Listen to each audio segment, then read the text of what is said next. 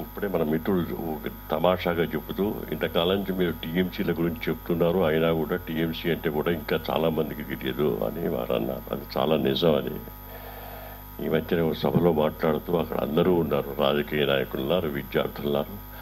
ఊరికే తమాషాగా అడిగాను, మీరు ఎంతమందికి టీఎంసీ గురించి తెలుసు? నాకు తెలుసు సార్ అని ఒక విద్యార్థి ఇచ్చాడు.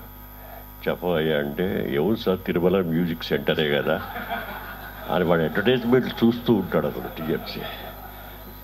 అందుకని టీఎంసీ గురించి తెలిసిన వాళ్ళు చాలామంది ఉన్నారు. ఇంకో రాజకీయ కూడా కాస్త తెలివిగా ఉంటే టీ అంటే 1000 సార్ అంటే కరెక్ట్ అయ్యా అన్నాను. ఎం అంటే మిలియన్స్ సార్ అంటే అది కరెక్టే అన్నాను. సి అంటే క్రోర్స్ అంటే వాడికి పొద్దున్నేస్తే థౌజండ్స్, మిలియన్స్, క్రోర్స్, రూపీస్ గురించి కళ్ళు అంటుంటాడు. కాబట్టి ఏదేమైనా కూడా ఇది చాలా వరకు నిజం. అయితే ఒక్కటేంటంటే సంతోషం, వాళ్ళు టీఎంసీ గురించి తెలిసినా తెలియకపోయినా ఈవేళ తెలంగాణ సమాజం చాలా జాగృతమైపోయింది. పసిపిల్లవాడి దగ్గర నుంచి ముసలి వాళ్ళ గురించి తెలంగాణ హక్కులు నాకు ఉన్నాయి, నాకు ఇన్ని నీళ్లు ఉన్నాయి, నా నీళ్ళని కాపాడుకోవాలా అనే ఒక సోయ అయితే వచ్చింది. దానికి అందరూ బాధ్యులే. ఈ తెలంగాణ భావవ్యాప్తి అనేది ఏ ఒక్కరి సొత్తే కాదు. మన స్వర్గీయ జయశంకర్ గారు ఉన్నారు, ఇక్కడ కూర్చున్నాడు హర్నాథ్, ఇప్పుడు కొంత అనారోగ్యంతో బాధపడుతున్నటువంటి మధుసూదన్ రెడ్డి గారు, ఇంకా చాలామంది ఉన్నారు. ఒకరని చెప్పడం చాలా కష్టం. తర్వాత మన కర్తలు ఉన్నారు చాలామంది, అది అన్ని రకాలుగా ముందుకు వచ్చేటువంటి. తర్వాత కళారంగంలో చేస్తున్న నరసింహరావు గారు, ఇట్లా అందరూ కూడా ఉన్నారు. అందులో సరే చివరికి రాజకీయ ప్రక్రియ కాబట్టి ఆ ప్రక్రియలో ముందుకు తీసుకెళ్ళడం జరుగుతుంది. కాబట్టి ప్రక్రియను భుజాన ఎత్తుకున్నటువంటి కొంతమంది నాయకులు వాళ్ళు తప్పకుండా క్లెయిమ్ చేస్తాయి మా యొక్క ఇది అని చెప్పేసి. దానికి మనం పెద్ద బాధపడవలసిన అవసరం లేదు, మన పని మనం చేసుకుంటూ పోవడమే. ఇకపోతే ఇప్పుడు మాట్లాడిన ముగ్గురు వ్యక్తులు, వీరు ప్రథమంగా అధ్యక్షుడైనప్పుడు కూడా మునగాల ప్రాంతం గురించి, దాని యొక్క ఇంపార్టెన్స్ గురించి, మునగాలను మనం ఎట్లా కాపాడుకోవాలా దాని చరిత్ర గురించి చెప్పారు. ఆ పక్కన ఉన్న మిత్రుడు భద్రాచలం గురించి అటాచ్మెంట్తో, కన్విక్షన్తో చెప్పాడు. భద్రాచలాన్ని ఎట్లాగైనా సరే మనం ఇచ్చేసుకోవాలా, దాని గురించి పోలవరాన్ని అడ్డుకోవాలా అనే అభిప్రాయం. సో దేవరూపల గారు అయితే అది పోలవరం అంటే ఆ మాట వింటేనే వారికి అసలు చాలా ఇదన్నమాట, ఎనర్జీ లాగా ఉంటుంది. మేము ఈ మధ్య జిఓఎంకు మన టీజీఏసీ వాళ్ళు కొంతమంది ఒక వర్కింగ్ గ్రూప్ చేస్తే నేను మన భిక్షం గారు, నాతో శ్యామ్ ప్రసాద్ రెడ్డి గారు మెంబర్స్ గారు వాటర్ గురించి చెప్పినప్పుడు వాళ్ళు 1 of the 11 items అది కూడా ఉంది. పోలవరం గురించి కూడా ఉంది. పోలవరం గురించి మనం ఏదో జవాబు చెప్పాలగా అంటే మేము అన్న తమాషాగా ఇది మనం పోలవరం అన్న మాటను బియ్యయ్య గారు ఉంటే అసలు మనకు సంబంధించింది కాదు తీసేయండి అని అనేవాడు. కానీ మనకు తప్పదు కదా, ఏదో రకంగా మనం దానికి జవాబు చెప్పాలా. అంటే ఈవేళ మనం ఆవేశంతో అది వద్దు ఇది కావాలి, నిజమే ఇది మనము ఇప్పటి నుంచి కాదు 10-15 ఏళ్ళ కనీసం 7-10 ఏళ్ల నుంచి అయితే ఏది కావాలా ఏదొద్దు మన అర్హతలు హక్కుల గురించి మనం మాట్లాడుతూనే ఉన్నాం. సభల్లో మాట్లాడాం, మీడియాలో మాట్లాడాం, అనేక సందర్భాల్లో మాట్లాడాం. కానీ ఈవేళ ఉన్న పరిస్థితి ఏమిటి, అది చాలా ఇంపార్టెంట్. ఇన్ఫ్యాక్ట్ నాకు తెలిసినంత వరకు జిఓఎం చాలా ముందుకు పోయింది. ఇంకా ఏం లేదు, అది డిస్కషన్స్ అయిపోయినాయి, అందుకోవడం జరిగింది. 10,000 18,000 ఎన్నో అప్లికేషన్లు వచ్చాయి. వాళ్ళు చదివారా లేదా మాటలు అందుకోవడం జరిగింది. వాళ్ళ రిపోర్టు తయారైపోయింది. కొద్దిగా మార్పులు చేకూర్పులు ఏవైనా ఉంటే కొద్దిగా సవరింపులు ఉంటాయి, అది కూడా నేను డౌటే. ఇక ఉన్నది ఏంటంటే ఈవేళ హాలిడే, ఇవాళ 16, నిన్న హాలిడే మొహర్రం, రేపు ఆదివారం హాలిడే 17, 18 నాడు ఆ ముగ్గురు తెలంగాణ మంత్రులతోటో తెలంగాణ కాంగ్రెస్ నాయకులతోటి, ఆ తర్వాత సీమాంధ్ర వాళ్ళతోటి, ఆ తర్వాత సీఎం గారితో అయిపోతుంది. ఇక మన చేతిలో ఉండదు, మనకు కూడా ఇది విషయం. అంచేత దయచేసి ఇప్పుడు మనం ఏం చేయగలము అనేది ఆలోచించాలి. అంతేగాని ఊరికే నేను పుస్తకమే అనేక ఆర్టికల్స్ రాశాను ఈ పోలవరం గురించి, తెలియంది కాదు. ఇప్పుడు అవన్నీ మాట్లాడితే ఏమైనా లాభం ఉంటుందా? దాని చరిత్ర గురించి చెప్పి, ఇప్పుడు నేను వీరంటే మునగాల గురించి మాకు తెలియదు, కొంచెం మాకు కూడా అండర్స్టాండ్ అయ్యింది. అట్లాగే భద్రాచలం చరిత్ర కూడా చాలామంది తెలియకపోవచ్చు. ఎప్పుడు నిజంగా సీమాంధ్రుల కింద ఎప్పుడు ఉంది, మన మీద తెలుసుకోవడం చాలా అవసరం, చరిత్రనే తెలుసుకోవాలా. కానీ ఇప్పటి తరుణంలో, ఇప్పుడున్న పరిస్థితుల్లో, నేపథ్యంలో ఏమిటి పరిస్థితి? పోలవరం అనేది అంశం ఎందుకు పెట్టారు? 31 జూలై 30 జూలై నాడు మనకు తెలంగాణ ప్రకటన చేసిన రోజే పోలవరాన్ని కూడా ప్రకటించడం జరిగింది. పోలవరాన్ని మేము జాతీయ హోదా కల్పిస్తాము. అప్పుడు అంత ఇంపార్టెంట్ తెలంగాణ అంశాన్ని చెబుతూ ఉన్నప్పుడు పోలవరం ఎందుకు చెప్పారు అంటే, బహుశా టాఫీ ఇవ్వడానికి చెప్పారా, ఆంధ్ర ప్రజలను ఊరడించే ఉద్దేశంతో చెప్పారా, ఏదేమైనప్పటికీ కూడా ఒక రాజకీయ ఉద్దేశంతోనే చెప్పారన్న సంగతి ఎవరైనా అర్థం చేసుకోవచ్చని. అయితే వాళ్ళు ఎప్పటి నుంచో కొట్లాడుతున్నారు ఆంధ్రులు. ఏమని? ఇది మా చిరకాల స్వప్నం, శ్రీరామపాద సాగరం అనేది మేము కట్టుకోవాలనుకున్నాం. దానికి మా జప్టిగా 41 వెంకటకృష్ణయ్య గారు 41 కరెక్ట్ చేయడానికి ఉన్నారు మన మిత్రులు కొందరు. 1841 అంతే, 1841 మొట్టమొదటిసారిగా వెంకటకృష్ణయ్య గారు అనే మద్రాసులో ఉన్న చీఫ్ ఇంజనీరు, అంటే ఆంధ్ర ఏరియా అక్కడే ఉండేది కాబట్టి రూపకల్పన చేశాడు. అవన్నీ కూడా చెప్పాడు చరిత్ర. తర్వాత అది అక్కడ బ్యారేజ్ కట్టాలని తర్వాత నిర్ణయం జరిగింది. తర్వాత డ్యామ్గా మార్చాలని నిర్ణయం జరిగింది. ఒక గ్రూప్ ఆఫ్ ఇంజనీర్స్ వచ్చారు, ఉత్తమమైన ప్రాజెక్టు సైట్ అని వాళ్ళు నిర్ధారించారు. అదే పట్టుకొని చూపెడుతుంటారు, చూసారా మీరంతా ఏదో మాట్లాడుతున్నారు అక్కడ, అంతమంది మేము సర్టిఫై చేశాం. ఇప్పుడు ఆ చరిత్రలో పోయి కూడా లాభం లేదు. చాలా ఉంది, వెనక ఉంది, ముందు ఉంది.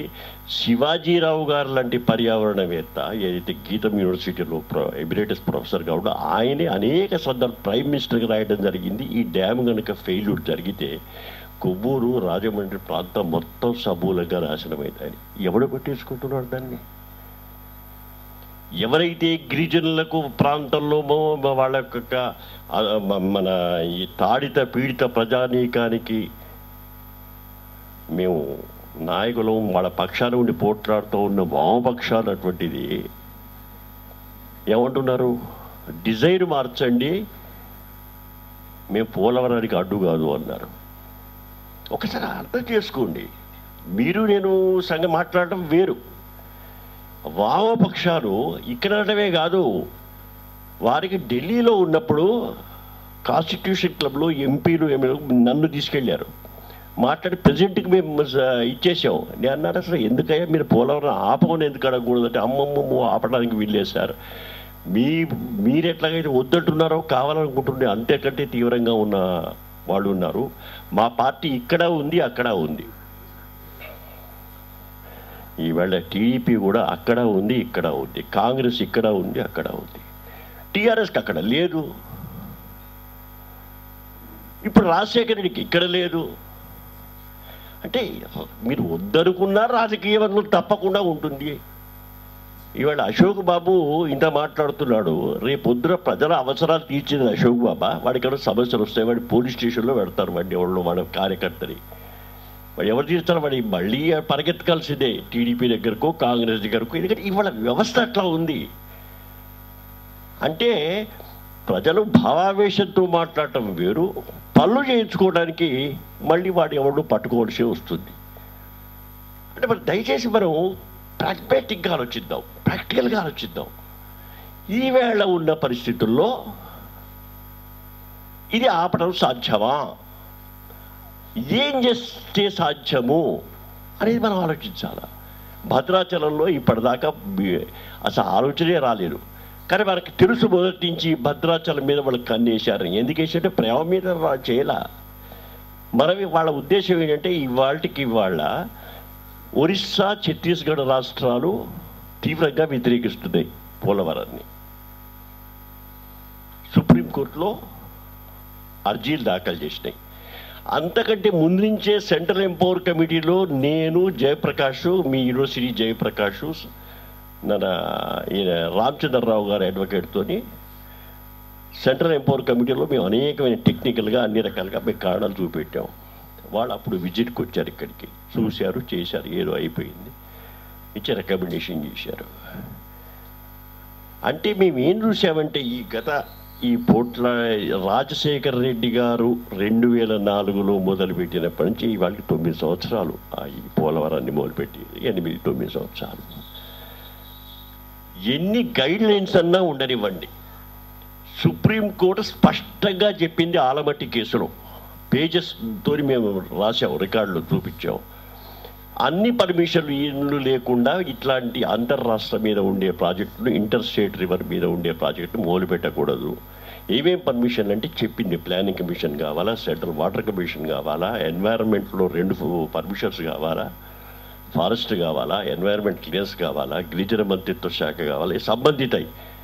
వీటి పర్మిషన్ లేకుండా, స్టాచ్యూటరీ పర్మిషన్స్ ఇవి లేకుండా మీరు మొదలు పెట్టడానికి వీల్లేదని. పోలవరం మొదలుపెట్టినప్పుడు ఏ ఒక్క పర్మిషన్ ఉందా? లేదు. ఆ విషయాన్ని కోర్టు దృష్టికి తెచ్చాం, టెంపరీగా స్టే ఇచ్చారు. కేవలం అధికార బలంతో అధికార దుర్వినియోగం చేసి అక్కడ కొంతమంది కాంట్రాక్టర్స్ బెనిఫిట్ అయ్యి, ఆ కాంట్రాక్టర్స్ ఎంపీలు అయ్యి, ఆ ఎంపీలు ఢిల్లీలో కూర్చొని సెంట్రల్ వాటర్ కమిషన్ చైర్మన్ ఇంటికి పిలిపించుకున్నారండి పర్మిషన్ ఇప్పించడానికి. మీరు ఏం మాట్లాడితే, ఇంతవరకు నాకు తెలిసి నేను 34 సంవత్సరాలు సెంట్రల్ వాటర్ కమిషన్లో ఉంటే ఎప్పుడు కూడా వీళ్ళు రాజకీయ నాయకులు ఇంటికి పోవడం నేను వెళ్ళా. ఎందుకు వెళ్ళారు? ప్రైమ్ మినిస్టర్ నుంచి వచ్చింది లెటరు, ఫోను. ఎవరికి? మినిస్ట్రీ ఆఫ్ వాటర్ రిసోర్సెస్కి. ఫలానా ఎంపీ చాలా పవర్ఫుల్ మ్యాను, రాజశేఖర్ని ప్రతినిధి, ఆయనకు కొన్ని సందేహాలు ఉన్నాయట. అంటే వచ్చి మా ఆఫీస్లో మాట్లాడుకోవచ్చు కదా. లేదు, ఇంకా కొంతమంది ఆంధ్ర ఎంపీస్ ఉన్నారు, వాళ్ళందరూ అక్కడే ఉంటారు, మీరు రండి అంటే ఈయన తన టీం ఫైల్స్ మోసుకెళ్ళాయండి. ఏం చెప్తాం? సూట్ కేసులు ఇచ్చి పర్మిషన్లు తెచ్చుకున్నారండి మినిస్టర్ ఆఫ్ ఎన్వైరన్మెంట్. అప్పటిదాకా సంస్కృతి లేనే లేదు. నేను 34 సంవత్సరాలు పనిచేశాను. మా కేంద్ర జలసంఘంలో కానీ, పర్యావరణ మంత్రిత్వ శాఖలో కానీ ఎన్నడూ కూడా ఎవరు కూడా కేవలం పేపర్ల బలం మీద పర్మిషన్లు ఇవ్వటమే కానీ, ఒక్కొక్కరికి ఒక suit case, brief case. Ashoka హోటల్లో తీసుకెళ్ళి పెట్టారండి ఈ మెంబర్స్ని. వాళ్ళకి ఒక్కొక్కరికి ఒక కారు. అంటే ఇప్పుడు ఇవన్నీ చేసి, అంటే మన దగ్గర చతుర్విధ ఉపాయాలు ఉన్నాయి. ఆ ఉపాయాలన్నీ ఒకటి తర్వాత ఒకటి ప్రయోగించి అందరినీ లొంగ తీసుకుని ఏమీ పర్మిషన్ లేనటువంటి ఉన్నటువంటి పర్మిషన్ దాదాపు అన్ని పర్మిషన్స్ సాధించారు. కాకపోతే వాళ్ళు ఏంటంటే కేర్ఫుల్గా అన్నీ కూడా సుప్రీంకోర్టు యొక్క తుది తీర్పుకు లోబడి అని ఇవ్వడం జరిగింది. కానీ ఎన్వైరన్మెంటల్ పర్మిషన్ ఇచ్చారు, ముందు ఫారెస్ట్ క్లియరెన్స్ ఇచ్చారు, వైల్డ్ లైఫ్ క్లియరెన్స్ ఇచ్చారు. గిరిజన మంత్రిత్వ శాఖ ఏది ఇప్పుడు మిత్రులు చెప్తుంటారు చాలామంది, ఇప్పుడు విన్నారు, షెడ్యూల్ ఏరియాలో ఉంది, ప్రెసిడెంట్ ఆఫ్ ఇండియా తప్ప ఇంకెవరు టచ్ చేయడానికి వీల్లేదని. అది కూడా వాళ్ళతో మెడలు వచ్చి తీసుకున్నారు. అన్ని దొంగ కాగితాలు సృష్టించారు. అంటే వాళ్ళు చెయ్యని యొక్క అది అందులోకి వెళితే మనం అంత బాధ కలుగుతుంది. ఏమీ లేకుండా కూడా కేవలం ఎందుకంటే అక్కడ 34 మందిలో 25 మందో 26 మందో మన 34 మంది ఎంపీలు. అందులో దాదాపు కాంగ్రెస్కి అందించినటువంటి బలం మన రాష్ట్రాన్ని. అందులో రాజశేఖర రెడ్డి గారితో మహాబలవంతుడు. ఇది ఎన్ని పర్మిషన్లు కూర్చోబెట్టి చేయించుకొచ్చాడు వాళ్ళ దగ్గర. మరి ఇది సుప్రీంకోర్టే ఇచ్చిందండి. ఒక పక్కన తిడుతుంది, మీరు ఎట్లా పనులు మొదలు పెట్టారు, మీకు ఈ పర్మిషన్ లేదు కదా, ఆ పర్మిషన్ లేదు కదా. అప్పటికి 500 కోట్లే ఖర్చు అయింది. అప్పటికి ఇంకా కొత్తలో నేనని చెప్పేది ఒక 7-8 ఏళ్ల కింద సుప్రీంకోర్టులో మీకు రేపు పొద్దున ఈ పని ఆగిపోతే ఈ 500 కోట్లు ఎవడు భరిస్తాడు, మేము ఇవ్వలేదనుకోండి. వీళ్ళు నవ్విది, లేదు సార్ మీరు ఇవ్వాలా, దయచేయండి, మాకు ఇదేంటి డెవలప్మెంట్ ఆపకండి, ఇలా చెప్పేసి ఏదో పెట్టి బొగ్గులు బొంకి సుప్రీంకోర్టులో నెక్స్ట్ వాయిదా వాయిదా 2 ఏళ్ల దాకా రాకుండా చూసేవాళ్ళు వీళ్ళు ఇక్కడ మేనేజ్ చేసి. ఆ 2 ఏళ్ల లోపల ఇంకాస్త ముందు జరిగేది ప్రాజెక్టు. అప్పటికి 1200 కోట్లు అయింది. మళ్ళీ వాయిదా వచ్చేవాడికి 1200 కోట్లు ఖర్చు అయింది కదా, మేము అసలే పర్మిషన్ ఇవ్వం, ఏం చేస్తారు మీరు, అది రికార్డ్ చేస్తామని బెదిరించడం, వీళ్ళు బతిలాడటం, మళ్ళీ ముందుకెళ్ళి అట్లా 4000 కోట్ల రూపాయల పైనతో కెనాల్ తవ్వడం జరిగింది. ఈలోగా ఎన్వైరన్మెంట్లో అయితే పర్మిషన్ ఇచ్చారో దాన్ని దసరా రోజునండి, ఇంతకుముందు కూడా చూసుంటారు మీరు ఇక్కడ ఇట్లా ఫిల్మ్లో, ఒకే రోజు మొత్తం అన్ని చోట్ల కూడా పబ్లిక్ హియరింగ్ జరిపి ఇక్కడ పోలీసు వాళ్ళ జరిపి ఎవడు వద్దన్నా అవునన్నా కూడా వాడు ఏం చెప్పినా సరే వీడు వాళ్ళు అనుకూలంగా చేశారని చెప్పి రాసేసుకున్నారు. చేసి ఎంత గమ్మత్ అంటే ఇటు ఛత్తీస్గఢ్ ఒరిస్సా పోలేదు, వాళ్ళ ఒపీనియన్ కూడా వీళ్ళే రికార్డ్ చేసేసి గవర్నమెంట్ ఆఫ్ ఇండియాకి పంపించేసి పర్మిషన్ తెచ్చుకున్నారు. అప్పుడు ఎవరు చైర్మన్, మన హైదరాబాద్ ఆంధ్ర అతను టెంపరీగా ఉన్నాడు, అతని టైంలోనే లాగిచ్చేశారు మొత్తం. అంటే ఒక 3 నెలల వ్యవధిలో అప్లికేషన్ పంపిన 3 నెలల్లో పర్మిషన్ కూడా వచ్చింది. ఇంకెక్కడన్నా ఏ పర్మిషన్ అయినా 6 ఏళ్ళు 5 ఏళ్ళకి తక్కువ పట్టిందా? పట్టలేదు. ఆ 5-6 ఏళ్ళు పట్టేటువంటి దాన్ని 3 నెలల్లో తీసుకొచ్చారు. ఎందుకంటే రాజశేఖర రెడ్డి గారి మహిమాది.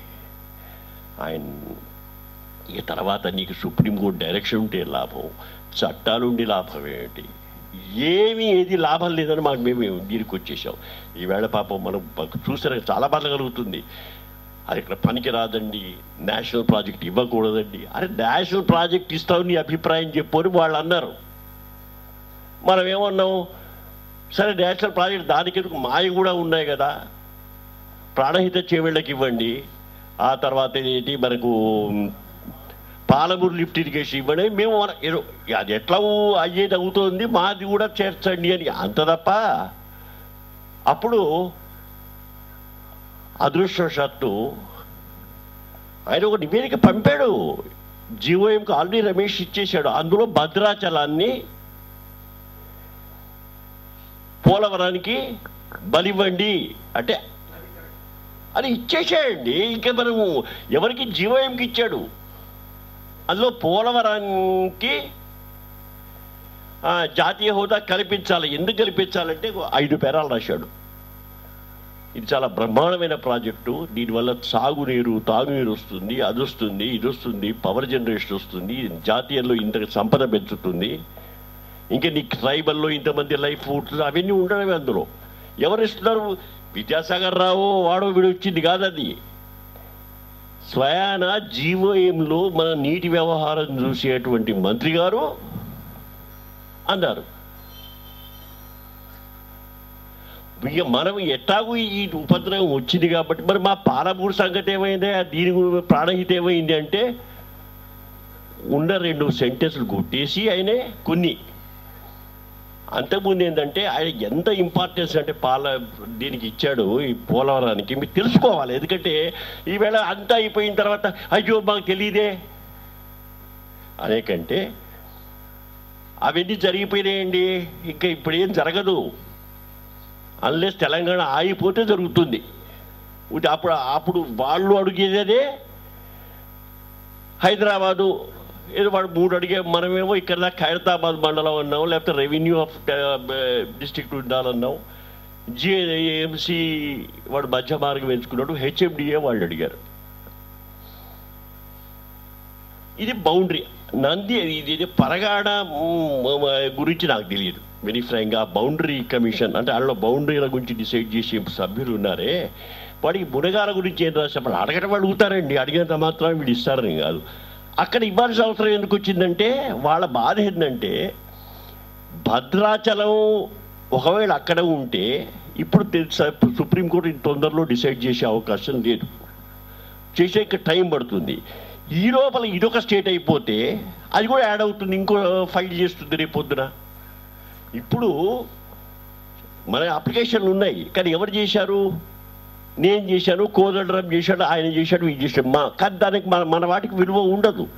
విలువ దేనికి ఉంది, ఒరిస్సా ఛత్తీస్గఢ్ బికాస్ స్టేట్స్ కాబట్టి వాటిని ఒరిజినల్ సూట్స్ ఉంటాయి, మనయని ఈ అప్లికేషన్లు ఉంటాయి, అవి తీసి పక్కన పెడతాడు, ట్యాగ్ చేస్తాడు దాన్ని, అంతే. దానికి అంత విలువ ఉండదు. బాబ్జీ కూడా అంతే. మన దాని మీద అసలు వాడు పక్కన లాస్ట్ మూమెంట్లో ఒక చిన్న పాయింట్ రాశాడు, వదిలిపెట్టేశాడు. మన రాసిందైనా మధుయాస్కి ఇచ్చిందైనా ఏది లాభం లేదు. ఏలే మహారాష్ట్ర వర్సెస్ ఆంధ్రప్రదేశ్ అవే వాడు తీసుకుంటాడు. ఇక్కడ కూడా స్టేట్ గవర్నమెంట్వే ఇది. అందుచేత మనం నీ అప్లికేషన్ ఇచ్చారు కదా ఆ రోజు అంటే నీ అప్లికేషన్ అడిగిన వాడేవాడు. ఈవేళ కూడా మన మీటర్ పాపం లక్ష్మణ్ ఉంటారు, 1 మ్యాన్ ఆర్మీ పాపం. ఇంతకు సార్ నేను జీవో పంపించాను, సంతోషం ఆయనక చదివేవాడు కూడా ఉండాలి కదా. మన బాధ ఎవడో, కానీ మన తృప్తి మనం చేసాము. ఇట్లా చాలామంది ఇచ్చారు, వేలు ఇచ్చారు. ఈవేళ కూడా మనం ఏంటంటే టీజాక్ నుంచి ఇవ్వడం అన్నమాట. అది కూడా కాంగ్రెస్ వాళ్ళు దాన్ని తీసుకున్నారు, టీఆర్ఎస్ వాళ్ళు దాన్ని తీసుకున్నారు. టీజాక్లో ఉన్న విషయాలనే సరే ఏదేమైనా బలంగా మనం వినిపించాం. అందులో మన పోలవరం వద్దంటే వాడు సతీష్ అవుదా పరేసాడు. వాడు అడుగుతున్నాడు పోలవరం నేషనల్ స్టేటస్ ఇస్తున్నాము. మేము చెప్పాము పోలవరం ఇవ్వడానికి మా దగ్గర తెలంగాణ సమాజం ఈ అభిప్రాయాలు వ్యక్తం చేసింది. హవెవర్ కానీ in spite of all these things మీరు ఒకవేళ పోలవరం ఇవ్వదలుచుకుంటే ఇచ్చేటట్టయితే మావి కూడా కన్సిడర్ చేయండి అని అట్లా. కానీ మనమే దాన్ని సమర్థిస్తున్నట్టు కానీ మనం సమర్థించే అడిగేదే కూడా అక్కడ. అందుకని ఈవేళ ఉన్న వాస్తవ పరిస్థితులు అట్లాంటి మనం చేతులు ముడుచుకుంటున్నామా, ఏం చేద్దాం. నాకు 100% మునగాల మాత్రం నేను అనుకోవటం అదేదో అవుతుందని నేను అనుకోవడం. లేకపోతే భద్రాచలం మాత్రం వాళ్ళు ముంచడానికి రెడీగానే ఉన్నారు. వాళ్ళు తీసుకోవటం ఆ తర్వాత వాడు అబ్జెక్ట్ చేసేవాడేవాడిగా చూస్తూనే ఉన్నాం. వాళ్ళు భద్రాచలంలో ఉన్న ఆదివాసులు ఏం మాట్లాడుతున్నారు, ఈస్ట్ గోదావరి వెస్ట్ గోదావరి అందరూ మాట్లాడుతూనే ఉన్నారు. ఎవడు హ్యాపీగా లేడు. వీళ్ళు ఏమంటారు, ఆ పక్షాలు రిహాబిలిటేషన్ ప్రాపర్గా జరగలేదండి, అది జరిగితే వాళ్ళు తృప్తి పడతారు. లేదా డిజైన్ మార్చండి. గోవర్ధన్ రెడ్డి గారు ఏమంటాడు, డిజైన్ మార్చండి, హనుమంతరావు గారు ఇచ్చిన డిజైన్ అంటాడు. పోలవరం వద్దన్నవాడేవాడు బీవై లాంటి వాడు. టీఆర్ఎస్లో ఒక సెక్షన్ ఉంది, వాళ్ళు మాత్రం ఖచ్చితంగా వద్దంటారు. మేము సెంట్రల్ గవర్నమెంట్కి పోతే ఏం సార్ టెర్మినల్ రిజర్వాయర్ని ఎక్కడైనా వద్దంటారా అని అడుగుతాడు వాడు మమ్మల్ని. మీరు ఒక ఇంజనీర్గా 30 ఏళ్ళు పనిచేశారు కదా, ఒక రిజర్వాయర్ని మీరు వద్దంటారా? మరి రిజర్వాయర్ వద్దంటే ఆ నీళ్ళు ఎట్లా స్టోర్ చేసుకోవాలంటే మేము చెప్తాం వద్దనడం కాదయ్యా, కానీ అంత పెద్ద స్టోరేజ్ అవసరం లేదు. చిన్న చిన్న గ్లాసుల్లో ఒక బిందెలో పట్టుకునే కంటే, ఒక డ్రమ్లో పట్టుకునే కంటే చిన్న చిన్న గ్లాసుల్లో పట్టుకుంటే ముంపు తగ్గుతుందన్నదే మా బాధ. అందుకని మొదటి మేము కూడా మొట్టమొదట టీఆర్ఎస్ తరఫున అనుకోండి, ఇంకేదన్నా అనుకుంటే వద్దన్న వాళ్ళవే. తర్వాత ఎప్పుడైతే ముంపు ఆల్మోస్ట్ ఇంకా ముంపే ప్రధాన సమస్య కాబట్టి ఆ ముంపు ఆల్మోస్ట్ డీల్ చేయడం కోసం ఆల్టర్నేటివ్ డిజైన్ చేయమని చెప్పి మనం అడిగాం. కానీ మనం అడిగితే వాడు ఒప్పుకోవడంలా. ఒప్పుకోవడం అంటే రాజశేఖరుడు ఒప్పుకోలేదు, శ్రీవాదులు ఒప్పుకోలేదు. వాడు స్టార్టే చేశాడు. ఫెయిట్ కంపెనీ అయిపోయింది. ఒకసారి తయారు చేశారు కాబట్టి కెనాల్ తయారు చేశారు, ఇప్పుడు డ్యామ్ ఏమంటాడు అంటే ఇదేమైపోయింది. ప్రభుత్వం కూడా కోర్టులు కూడా ఏమంటున్నాయి ఇప్పుడు, అవునండి డెవలప్మెంట్ యాక్టివిటీ ఎట్లా ఆపుతాం మనం, కావాలంటే వాళ్ళతో ఏదో అని. ఇప్పుడు ఈ ఆగిందంటే ఇవాళ నాకు ప్రతిభవనలో కోదండరామంలో ఆగలేదు, అది మేము కొట్లాడేది. అంతో ఇంతో ఆగిందంటే ఛత్తీస్గఢ్ను ఒరిస్సా రాష్ట్రాలు దాన్ని ఆపగలిగారు. ఎందుకంటే పక్క రాష్ట్ర అది ఒక ఇది ఉన్నటువంటి ప్రభుత్వాలు ఏ వరకు దాన్ని ఆపగలవనేది కూడా ఆలోచించాలి. ఇప్పుడు మామూలుగా ఇంకా ఏ డిసిషన్ లేకపోతే ఉద్యమం చేయండి, అవి చేయండి, తప్పకుండా మనం చేయవలసిన సమయంలో మనం ఏమీ చేయలేదు. ఇప్పుడు సీమాంధ్రులు పడుతున్న బాధ అదే కదా.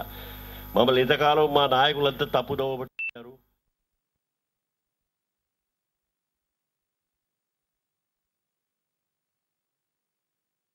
భద్రాచలం చెప్పాము ఈ 3-4 ఏళ్ళ 4-5 ఏళ్ల కింద నుంచే మేము చెప్తున్నాం. అల్లూరు కూడా 2 గ్రూపులు ఈ ఆదివాసీ గ్రూప్స్లో ఇక అన్ని చోట్ల ఉన్నవే. ఒకళ్ళు ఒకటంటారు, ఒకళ్ళు మాట్లాడతారు, ఎవడి ఆధిపత్యం ఇంకోటికి సాగిస్తారు. ఇవన్నీ మన దగ్గర ఉన్నటువంటి జబ్బులే. ఏదేమైనా కూడా మిత్రులారా, ఈవేళ మరి ఇవన్నీ కండిషన్స్తో మనం తెలంగాణ తీసుకుందామా వద్దా అని ఒక ఆయన అంటాడు. ఏది హైదరాబాద్ మీద ఆంక్షలు. ఇప్పుడు ఇంతకుముందు మిత్రుడు ఫస్ట్లో ఇంట్రడక్షన్ చేశారు, ఎవరు మీరేనా చేసినప్పుడు మనకి ఇన్ని ఆంక్షలు పెట్టి తెలంగాణ ఇస్తున్నారు అని. నిజమే, అన్ని ఆంక్షలు పెట్టారు. అయినా కూడా ఇప్పటికి కూడా నువ్వు తెలంగాణ ఇవ్వకపోతే మనకు ఈ స్థితి కూడా ఉండదు. రేపు మన నల్లులో నలిపేసి నడిపేస్తారని నా ఉద్దేశం. అందుకని మంచో చెడో ఎన్ని అవస్థలైనా పడే నువ్వు తెలంగాణను స్వీకరించవలసిందే. ఇంతమంది విద్యార్థులు ఏదైతే ఆత్మ బలిదానాలు చేశారో వాళ్ళకు కొంత ఆర్థిక చేయాల్సిందే. తర్వాత మీకు కావాల్సిన నవ తెలంగాణ కానీ నవ సమాజ తెలంగాణ కానీ ఎలాంటి తెలంగాణ కావాలంటే మీరు ఏం చేస్తున్నారంటే మీరంతా ఉన్నారు కదా. గద్దర్ ఏం చేస్తున్నాడు, విమరక్ ఏం చేస్తూ వీళ్ళందరూ ఏం ఊరికి కాళ్ళకి కూర్చుంటారా? బేదకుమార్ ఏం చేస్తాడు? మీరంతా అంకుశంలాగా పక్కన ఉండి ఈ తెలంగాణ తెచ్చింది విద్యార్థులు బలి పీఠం ఎక్కింది మీకోసం కాదు. ఇవాళ ఒక రెడ్డి పోయి ఇంకో రెడ్డి అనో లేదా ఒక ఎక్స్ పోయి వైజు వస్తుందో దానికోసం కాదు. ఈ తెలంగాణ తెచ్చింది సక్రమైన తెలంగాణ కావాలా, పునర్నిర్మాణ అందమైన హరిత తెలంగాణ కావాలా, అందరికీ న్యాయం చేకూరే తెలంగాణ కావాలా అని చెప్పేసి ఆ రకంగా రావడానికి కోసం మీరు మనం హెల్ప్ చేసుకోవాలి ఉన్నంతలో. ఈవేళ చేయడానికి తక్కువ ఉంది. 10 ఏళ్ళ దాకా ఏమి చేయడానికి వీల్లేదు మనకు. నీళ్లు మిత్రులకు తెలుసు. ఈవేళ రికమెండేషన్ ఏమి ఇచ్చాడు ఆయనే? మనం చేయడానికి ఏం లేదండి. ఇక కృష్ణా ట్రిబ్యునల్ మీద మొత్తం కంట్రోల్ బోర్డు, గోదావరి మీద కంట్రోల్ బోర్డు. ఈవేళ ఓ చిన్న చెరువు కట్టుకోవాలన్నా, ఒక చిన్న తడాక రిజర్వాయర్ కట్టుకోవాలన్నా కూడా వాడు పర్మిషన్ తీసుకోవాలి. అంటే అలాంటి స్థితి మన చేతులు కట్టేసేసాడు. ఇక అప్పుడు పోనీ వద్దు అంటే మేమదే వద్దంటున్నామండి. వాళ్ళు ఇప్పుడు జ్ఞానోదయం అయింది వీళ్ళకి అంటారు. వాళ్ళు మాకు వద్దే వద్దంటున్నాం మేమని. అంటే అప్పుడే వాళ్ళు అవుతాయి. ఈ వనరులన్నీ వాడు తీసుకెళ్తాడు. ఇప్పుడు కనీసం అవి ఎక్కడి పోవు. ఈవేళ వాళ్ళు పోలవరాన్ని ఎందుకు కావాలంటున్నాడంటే జయరాం రమేష్ ఇచ్చిన రిపోర్ట్లో 2 కారణాలుగా కావాలంటున్నాడు. ఒకటి, మీకు ఈవేళ కృష్ణానదిలో మిగులు జలాల ఆధారం మీద 7 ప్రాజెక్టులు కట్టారండి. కట్టారు దాదాపు 227 టీఎంసీలు కావాలి. మీకు ఇష్టం ఉన్నా లేకపోయినా టీఎంసీని వాడు వినాల్సిందే. టీఎంసీ అంటే శతకోటి ఘనపు అడుగు. ఒక ఘనపు అడుగుని కోటి ఘనపు అడుగులు అయితే ఎంత ఉంటుంది, శతకోటి అంటే 100 కోట్లు అయితే ఎంత ఉంటుందో ఊహించుకుంటే అన్ని 227 శతకోటి ఘనపు అడుగుల యొక్క మిగులు జలాలను కావాలి వాటికి. ఆ 7 ప్రాజెక్టులు మనవి 3 తెలంగాణ ఉన్నాయి. నెట్టంపాడు, కల్వకుర్తి, ఎస్ఎల్బిసి. వాళ్ళ 4 ఉన్నాయి. తెలుగంగ, వెలిగొండ, గాలేర్ నగరి, హంద్రీనివా. ఈ 7 ప్రాజెక్టులకు కూడా మిగులు జలాలు కావాలి. అదే తెలంగాణ అన్ని కలిసి ఉంటే, అదే కదా ఈయన బాధ రోజు సభలో చెప్పేది. ఏదో రకంగా సర్దుబాటు చేసేవాడిని. సర్దుబాటు అంటే ఏంటి వాడు చేసేది? వాడు మహారాష్ట్ర ఇస్తాడా, కర్ణాటక వాడు ఇస్తాడా? అంటే మీ జేబులో నుంచి కొట్టేసి వీడికి ఇస్తాడు. ఈ 4 ప్రాజెక్టులకు కావాల్సిన నీళ్లు, ఇంకా ప్రాజెక్టులకు కావాల్సిన నీళ్లు తెలంగాణ నెత్తిని కుట్టి ఆ నీళ్లు అక్కుంటాడు, ఇస్తున్నాడు. ఇవ్వపడదాకా ఇస్తున్నాడు. ఇప్పుడు ముందు అవే అవి చేయడానికి అవకాశం లేదు కదా. ఇప్పుడు అనంతపురం రైతులకు అట్లాగే చూశాడు. మొన్న వస్తే వాడు మీ సీఎం మీట్ కావడానికి వస్తే సీఎం స్పష్టంగా చెప్తాడు, నా చేతిలో పవర్ ఉంటే నేను ఏదో రకంగా మేనేజ్ చేసేవాడిని. నువ్వు ఎట్లా మేనేజ్ చేస్తావయ్యా? నీకు ఎక్స్ట్రా నీళ్లు లేవు. ఉన్న నీళ్ళలో నీకింత నీకింత అంటే ఖమ్మంలో ఉన్నావు. నాకు ఎక్కువ కావాలంటే నేను ఎక్కడికి ఇవ్వాలి? నీ ముద్ద తీసి నాకు ఇవ్వాల్సిందే కానీ ఇంకెక్కడికి ఇస్తాడు? ఎవడో బయట వాడు ఇవ్వడు కదా, పక్కింటి వాడు ఇవ్వడు కదా. అంటే ఇదంతా ఏంటంటే దారుణమైనటువంటి వాడు వికృత చేష్టలు చేస్తున్నాడు. ఇవాళ అక్కడికి వెళ్ళే వాళ్ళకి ఎగదొస్తాడు. తెలంగాణ ఏర్పడితే యుద్ధాలు వస్తాయంట, నీటి యుద్ధాలు. ఒక నది పోతుంటే 2 రాష్ట్రాలు ఉండటం ఉందా అన్నాడు. వీడికి మెదడు ఉందా లేదా అని కూడా నాకు అనిపిస్తుంది. అనేక సందర్భాల్లో మేము రాశాం. తుంగభద్ర నది మీద మద్రాస్ గవర్నమెంటు, హైదరాబాద్ గవర్నమెంట్ కలిసి తుంగభద్ర డ్యామ్ కట్టుకున్నారా లేదా? అప్పుడు ఆంధ్రప్రదేశ్ ఉన్నదా? అగ్రిమెంట్ వాళ్ళు చేసుకున్నారు. ఎవరి నీళ్లు పంచుకోవాలో రాసుకున్నారు. డ్యామ్ కూడా వీడు సగం వాడు సగం కట్టి సరిగ్గా నది మధ్యలో కలిశారండి. 6-7 ఏళ్ళు తర్వాత ఆపరేషన్ రూట్స్ వాళ్ళే చేసుకున్నారు. నాగార్జున సాగర్ అంత దూరం ఎందుకు మాట్లాడుతున్నామా? నాగార్జున సాగర్లో కూడా మద్రాస్ ప్రభుత్వం, హైదరాబాద్ ప్రభుత్వం ముందు వేరువేరుగా 2 ప్రపోజల్ పంపితే ప్లానింగ్ కమిషన్ వాళ్ళు ఒకే నది మీద ఇన్ని ప్రాజెక్టులు ఎందుకని మీరు కలవండాయా, కలిసి జాయింట్ ప్రాజెక్ట్ చేయమని వాడు అడ్వైజ్ చేస్తే అప్పటి వరకు మద్రాస్ ప్రభుత్వం పోయి హైదరాబాద్ ప్రభుత్వం ఏర్పడితే, మన ఆంధ్ర ప్రభుత్వం ఏర్పడితే 53లో హైదరాబాద్ ప్రభుత్వం, ఆంధ్ర ప్రభుత్వం కలిపి 54లో జాయింట్ ప్రాజెక్ట్ రిపోర్ట్ రాసి వీడికి ఇన్ని నీళ్లు, వీడికి నీళ్ళు అని చెప్పి 55లో జవహర్లాల్ నెహ్రూ గారు దానికి పునాదులు తీసినప్పుడు కూడా ఆంధ్రప్రదేశ్ ఏర్పడలే. అంటే ఇరువైపున 2 రాష్ట్రాల్లో కొప్పలు మురుగుతాయా, భూకంపాలు వస్తాయా, సునామీలు వస్తాయా, తెలిసి మాట్లాడుతున్నా, తెలవగా మాట్లాడుతున్నాడా? అనేకసార్లు చెప్పినా కూడా అతను అట్లాగే మాట్లాడతాయండి. ఇంక మనం ఏం చెప్పాలా? అంటే కావాలని మాట్లాడుతున్నాయి. తెలవక మనకంటే వీడు తెలంగాణలో వీడు మాట నమ్మడానికి లేదు. ఉన్నారు కదా, సెంట్రల్ గవర్నమెంట్లో ఉన్నారు, ఇంకా వేరే చోట ఉన్నారు, పంజాబ్లో ఉన్నారు, యూపీలో ఉన్నారు, తమిళనాడులో. ఏ సార్ కడతారా? కట్టడానికే వీలుందా? అరే ఎవడి నీళ్లు వాడు కేటాయించిన తర్వాత కలిస్తే ఉమ్మడి ప్రాజెక్టు కట్టుకో, కలిసి వస్తుంది. లేదా నువ్వో డ్యామ్ కట్టుకో, పైన నా నీళ్ళు ఉపయోగించుకుని నేను డ్యామ్ కడితే ఇప్పుడు మనం ఏం చేసుకుంటున్నాం? అన్ని రాష్ట్రాల్లో అట్లాగే చేసుకుంటున్నాం. మహారాష్ట్రలో మనం కట్టుకోవట్లా ఇప్పుడు పెనుగంగలో ఏదో మన షేరు మనం వాళ్ళది ఒకటే కమ్మైండు. అంటే ఇది అర్థం ఏంటంటే ఇట్లా కావాలని ఒక చీఫ్ మినిస్టర్ అయి ఉంటే రేకెత్తుంటే ప్రజల్లో, సరే దానివల్ల ఏదో కొంపలు ముగుతాయని నేను అనడంలా. అంటే ప్రజల్లో రేపు పొద్దున శాంతియుతంగా బతకవలసిన వాళ్ళు 2 పక్కన కూడా వాళ్ళను ఈ రకంగా చేస్తే ఎంత వాళ్ళు మనమే ఇట్లా బాధపడుతున్నాం. ఇది మనిషి ఎందుకు ఒక ముఖ్యమంత్రిని ఇట్లా టాలరేట్ చేస్తున్నాం మనం తెలియదు. ఏం రాజకీయ వ్యూహం ఎత్తు కూడా మనకు తెలియదు. సరే ఏదేమైనా మన పోలవరంకి వచ్చేటప్పటికీ ఆయన ఏం మాట్లాడతాడు? అనేక సందర్భాల్లో పోలవరం వల్ల తెలంగాణకే లాభం ఉంటాడు. ఇవాళ విభజన ఏర్పడితే తెలంగాణకే నష్టం అంటాడు. అంటే వీళ్ళంతా పిచ్చోళ్ళు అన్నమాట. ఎవడైతే హనుమంతరావు గారు ఎకానమిస్ట్ దగ్గర నుంచి జయశంకర్ గారు, మీ గురువు గారు, మా గురువు గారు, మేమందరం ఒక 40-50 మంది డెడికేటెడ్గా రిటైర్ అయిన వాళ్ళు రాత్రి ఇబ్బందులు కూర్చొని ప్లాన్స్ తయారు చేస్తున్నారు. మిగతా పిచ్చోడు మాకేం తెలియదు. ఆయన ఏమంటాడు? విభజన అయితే ఆంధ్ర కంటే తెలంగాణ నష్టం నువ్వు వాడికి చెప్పటమే లాభం, నువ్వు కేంద్ర ప్రభుత్వానికి చెప్పు. అంటే ఏం లేదు అది. లేకపోతే ఆ ప్రాంతం వాళ్ళకి వాళ్ళు సీమాంధ్ర ఆంధ్ర కావాలని వాడు సమైక్యత కావాలని కోరుకుంటారు. వాళ్ళకి సమైక్యత గురించి నువ్వు 4 ముచ్చట్లు చెప్పు, పర్వాలేదు. తెలంగాణకే నష్టం అని అక్కడ చెప్తే వాడికి అది ఏం ముద్దండి, కావాలి వాళ్ళ కొడుకులకు ఎట్లాగే నష్టం కావాలనుకుంటారు వాళ్ళు. అంటే ఇతరు చేసే మనం తెలుసుకోవాల్సినటువంటి ఈ పోలవరం కడితే తెలంగాణకే లాభం అని పోయి మహబూబ్ నగర్ జిల్లాలో చెప్తాడు. ఎట్లా లాభం అంటే చూడు, ఆయన లెక్క చూడండి. 80 టీఎంసీల నీళ్లు ఇప్పుడు ఇంతకుముందు మనం చెప్పారు భీమయ్య గారు. ఈ 2 ఆయన ఎందుకు కావాలంటే జయరాం రమేష్ విషయాలు కూడా 2 చెప్పి ఆయన ఏమంటే 228 టీఎంసీల 7 ప్రాజెక్టులు ఏదైతే కట్టారో వాటికి మిగులు జలాల కేటాయింపు లేదు. అంటే ఎట్లాంటి సాధికారిక లేదు. రేపొద్దున అవి ఎండిపోవలసిందే. ఎప్పుడో మిగులు జలాలు ఉన్న మిగులు జలాల్ని పనిచేశాడు ఆయనే కొత్త ట్రిబ్యునల్లో. నికర జలాలు పంచిన ఆయన పాత ఆయనే బచావతు. ఇంకో ట్రిబ్యునల్ వచ్చింది మధ్యలో బ్రిజేష్ కుమార్ అని, ఇంకా అది అవార్డు ప్రకటించలేదు కానీ ఆల్రెడీ ఆయన తెలిసిపోయింది. ఆయన ఇదివరకే మనకు ప్రాథమిక తీర్పు ఇచ్చాడు, అది మార్చారు వాళ్ళు. దాని ప్రకారంగా ఒక్క తెలుగు గంగకు మాత్రమే ఆయన అడ్జస్ట్ చేశాడు మిగులు జలాలు. అంటే 7 ప్రాజెక్టులలో 6 ప్రాజెక్ట్స్ ఇంకా మిగులు జలాలు కావాలా. అంటే 227 టీఎంసీలు కావాల్సి 25 టీఎంసీలు మిగులు జలాలని బ్రిజేష్ కుమార్ ఇచ్చాడు. ఇంకా ఎన్ని కావాలా?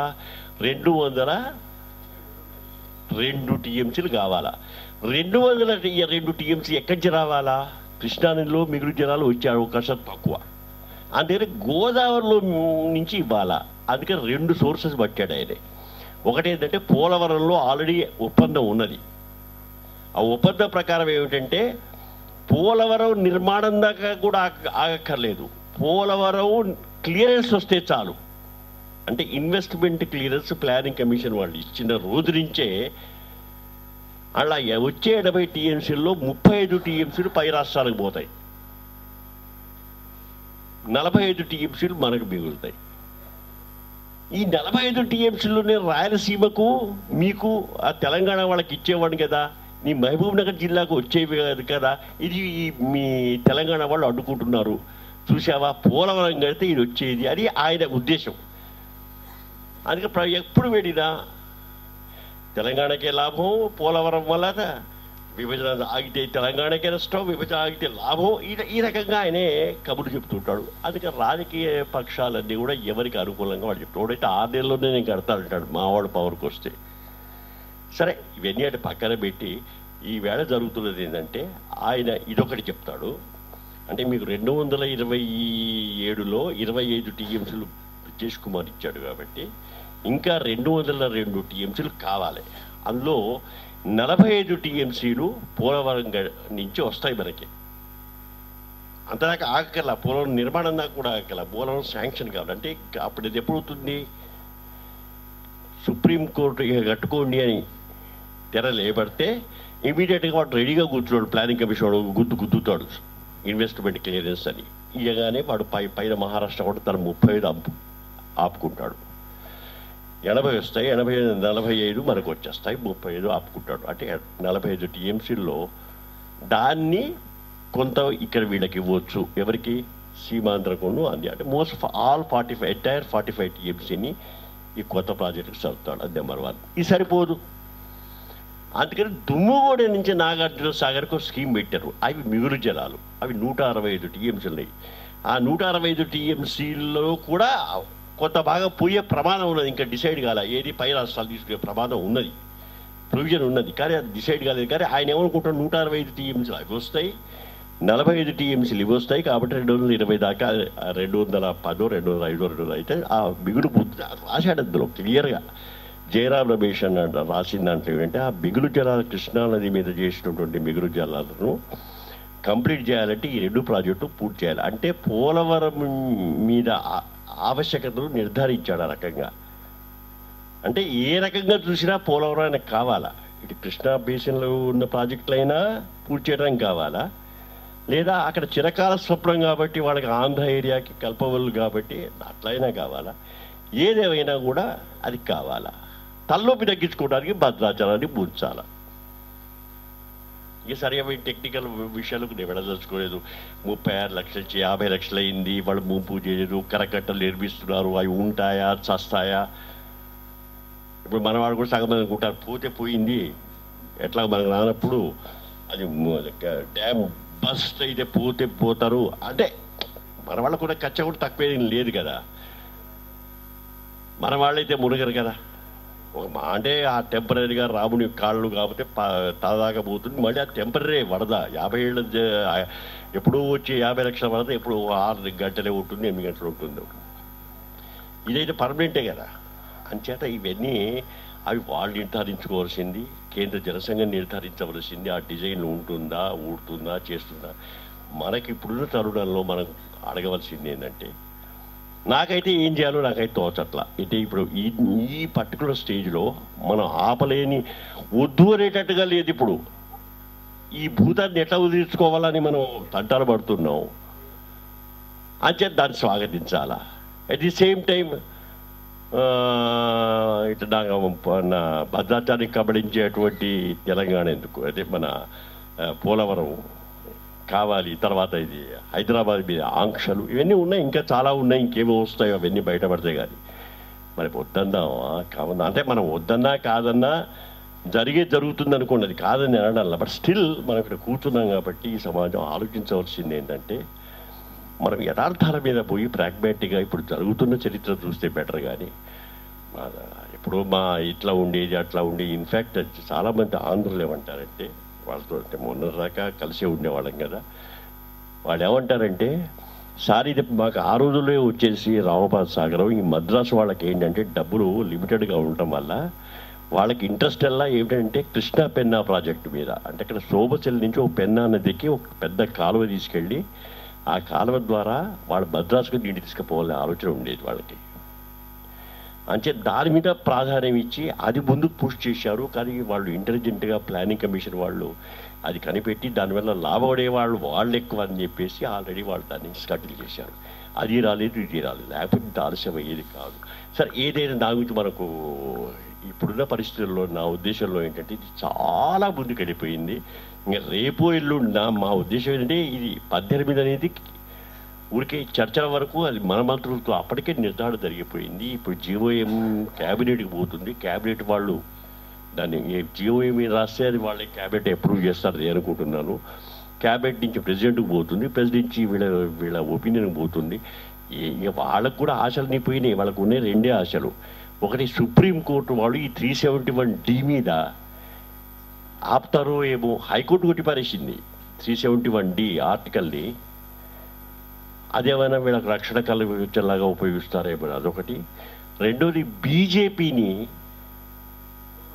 వాళ్ళు కొంచెం మార్చి, ఈ టీడీపీ కానీ వాళ్ళు కానీ వాళ్ళతో ఆ రకంగా వాళ్ళు కొంచెం స్వరంలో కొంత మార్పు వచ్చింది కాబట్టి, ఏది వాళ్ళకి ఇదివరకే తెలంగాణ కావాలి ఇవ్వాలి అనే వాళ్ళు ఇవాళ తెలంగాణ ఇవ్వాలి, కానీ at the same time Andhra ప్రాంతానికి కూడా వాళ్ళ న్యాయం చేకూర్చాలని కొంత వాళ్ళు ఒకటి రైడర్ పెడుతున్నారు కాబట్టి, అది మాకు న్యాయం చేకూర్చకుండానే అంటున్నారని ఈ రకంగా రాజకీయంగా కొంత ముందుకు వస్తుందేమో అని వాళ్ళ ఆశ. వాళ్ళకి మన వాళ్ళ భయం. వాళ్ళ ఆశ అంటే మన వాళ్ళకి భయం. ఇదైతే ఉన్న విషయం.